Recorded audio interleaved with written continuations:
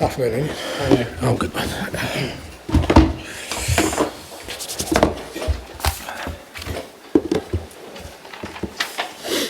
Afternoon, guys. We'll start with a broadcast section with no embargo, followed by an embargoed section for 10:30 p.m. tonight. No live tweeting during the broadcast section. Use the microphone side. James.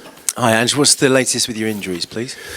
I guess from the other night, Destiny, no injury, but he's still a bit sore from the game.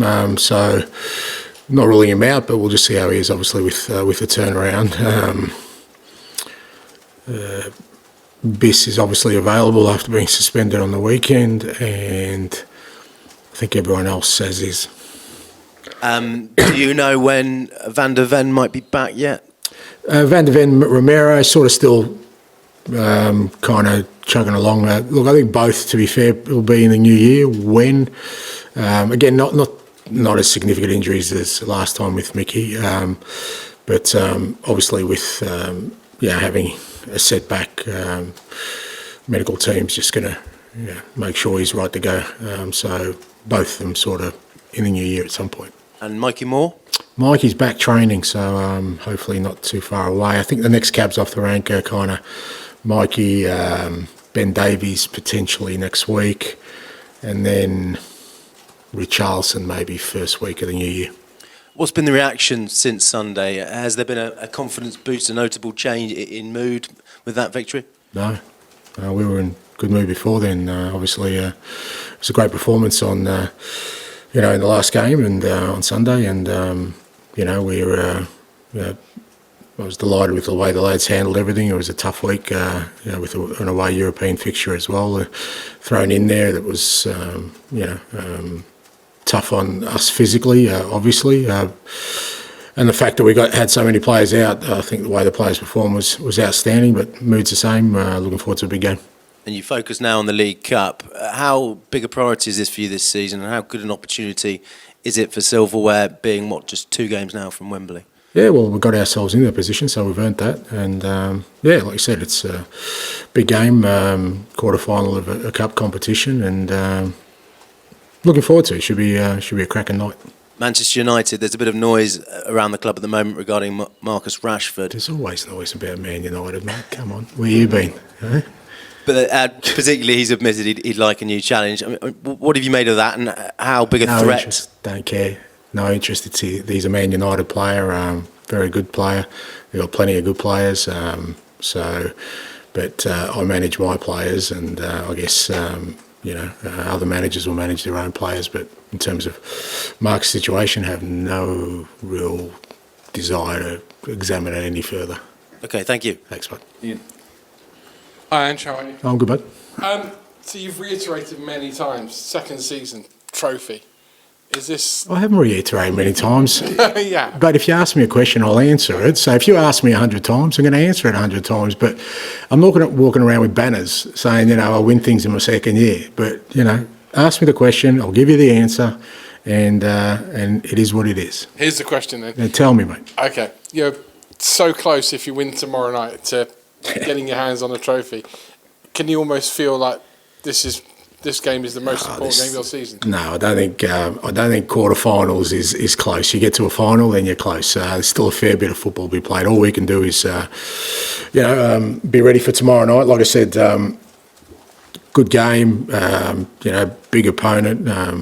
They've done well in cup competitions the last couple of years. We're at home, which is great for us with the support behind us, and as you said, an opportunity to get to a semi-final. So I think that's enough kind of motivation and kind of focus we need for this game. And again, with your philosophy, and I'm kind of like not wishing to poke the bear here, but with your philosophy being what it is, and you've always said you'd rather play well and keep things going and the players know where they are rather than have high-profile wins here and high-profile wins there. But now you are within sight of semi-finals and maybe a final. Would you park that a little bit to one side just to get through these next 2 rounds and the final? I want to win and I want to play well. I don't think that's anything new, and that'll be it tomorrow night. We'll go out there, try and play our football, and if we do, we'll be hard to stop, as we have been this year. Finally, a quick one on, you obviously won at Southampton brilliantly on Sunday, 5-0. Russell Martin was sacked straight after the game, the same day that Gary O'Neill lost his job at Wolves. Quick word on those two, and whether or not managerial careers in the Premier League are becoming more and more precarious, even since you've arrived in the last 18 months. Yeah, I think that's a fact, mate. You don't even get sacked in the morning now. You've got to change the song, mate. So, you know, it's crazy. I don't get it. I mean, I don't know what the average tenure of a Premier League manager is these days, but, you know, this notion that, you know, clubs want to bring managers in and build stuff, it just doesn't exist, because we all understand, you know, every one of us in our positions at the moment, is that the moment there's a bit of a wobble, they'll be coming from all areas. So I think Gary and Russell are two outstanding young managers who've got long careers ahead of them. Unfortunately, I think for them, they're beginning their careers. That's what a manager's career is going to look like. I think you're going to find that from now on, managers are going to have about 20 clubs on their CV, even the successful ones, because the ability for clubs to just stick with one person just doesn't seem like it's feasible anymore. So, but I've got no doubt both those guys will bounce back. They'll have, you know, learnt from their experience for sure, like we all do, and you know, hopefully in the not too distant future, they're back doing what they love. Thank you very much. No respect. Thank you.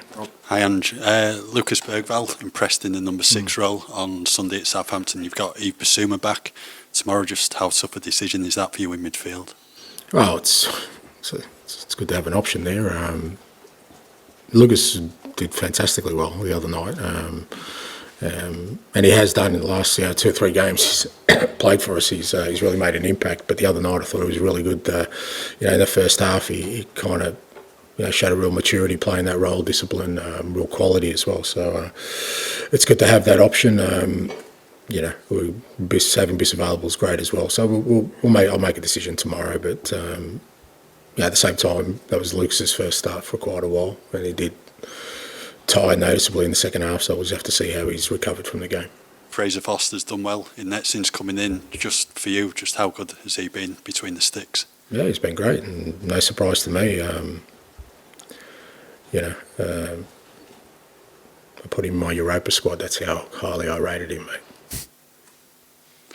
And then finally, Yang Min Hook has arrived in the country. Yeah. Have you had an opportunity to meet him yet? Yeah, he's been in the building the last couple of days, sort of, you know, having a good look around. Obviously, we can't register until the 1st of Jan, so he won't train with us. But I always feel it's good. You know, I had this experience at Celtic with the Asian lads we brought in, the Japanese Korean boys, bringing them in before Christmas allows them to settle in, especially off the field.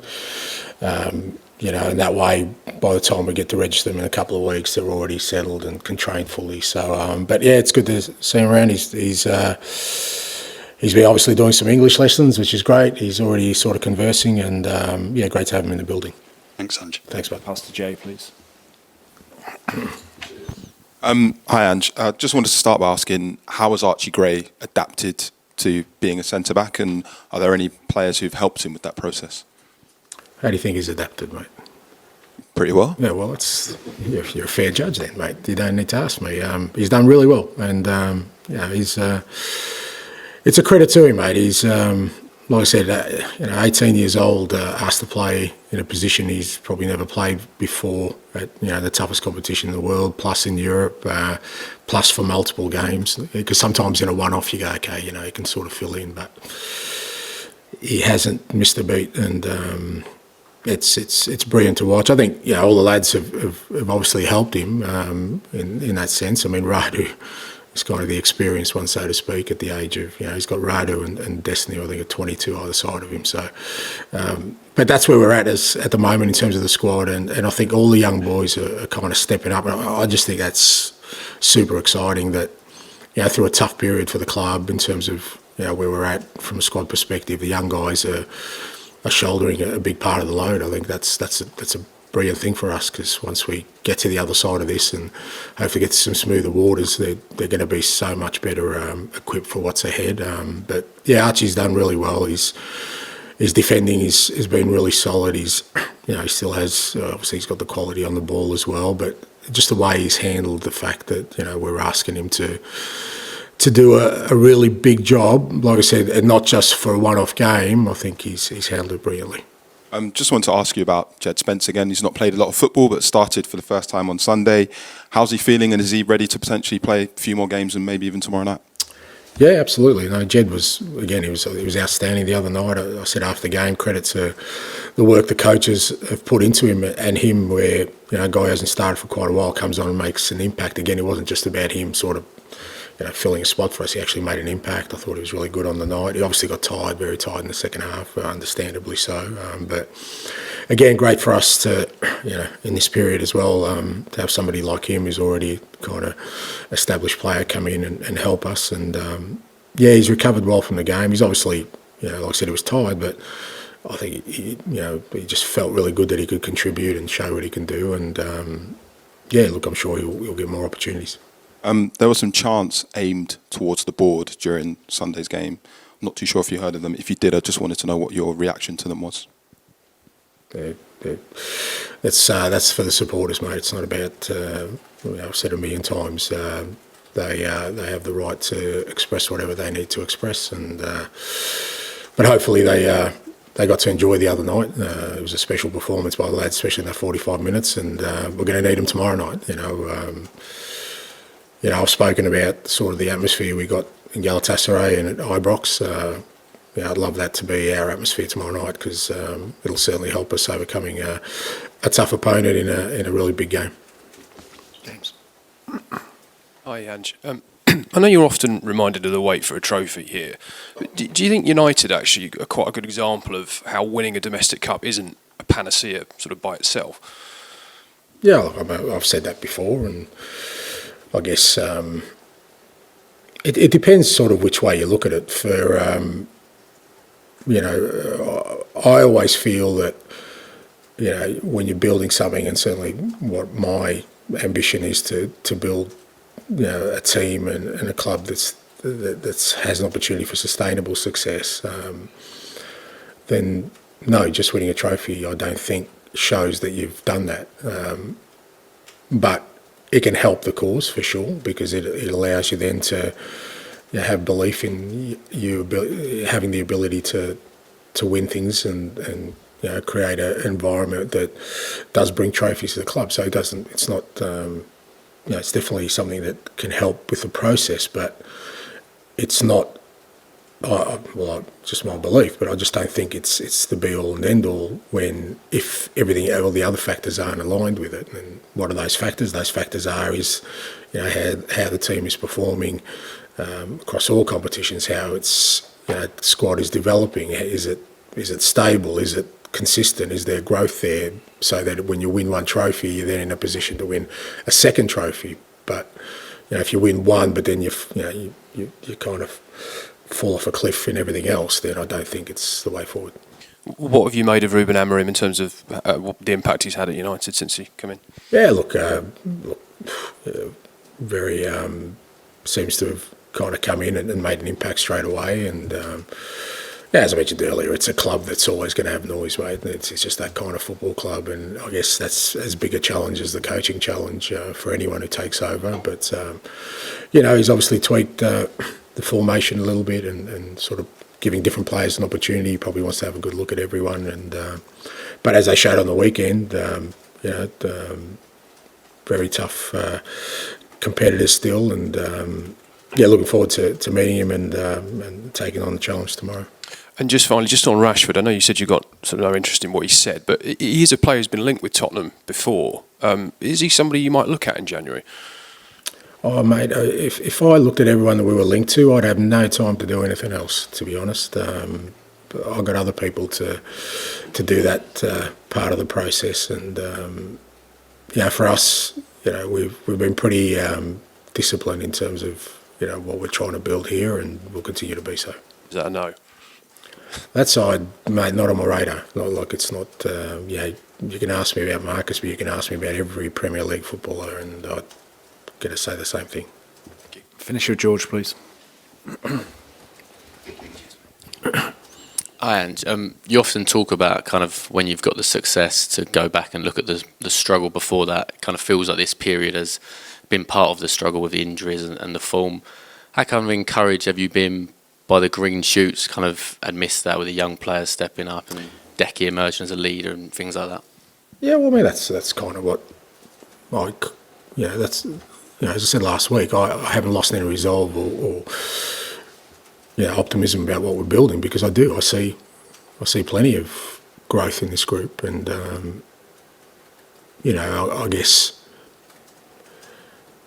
people are kind of looking at our league position and our league form, and within that context, they're probably saying, well, there isn't things developing here, but if you strip it away and kind of look at the challenges we've had this year, with the injury situation, we're probably one result away from people saying we're going okay in the league as well. So, I just think with all these things, my view is just stay calm, stay focused. I see plenty of growth. Like I said, I mean, when you look at, even Pape Sarr, mate, he's still a young man and he's growing all the time. He's becoming a hell of a footballer. I just get so excited by all that. I just think, well, we're going to hit some smoother waters at some point. I believe that in terms of where the squad's at. And, these kind of players who are now carrying us through this tough period are just going to come out, absolute.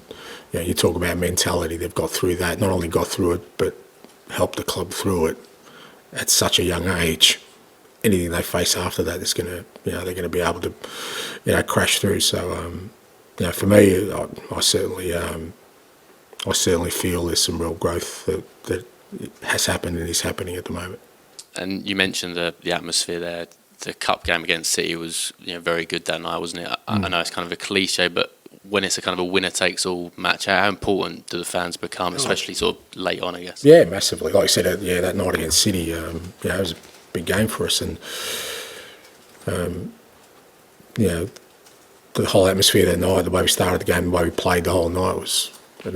City were good on the night as well. It was a cracking game. Real sort of had a cup atmosphere, and we're going to need that tomorrow night. We're going to need that energy. All these games tend to be pretty tight games, and if you get the energy of the crowd behind you, it certainly can lift the players. And for us, it's going to be an important factor.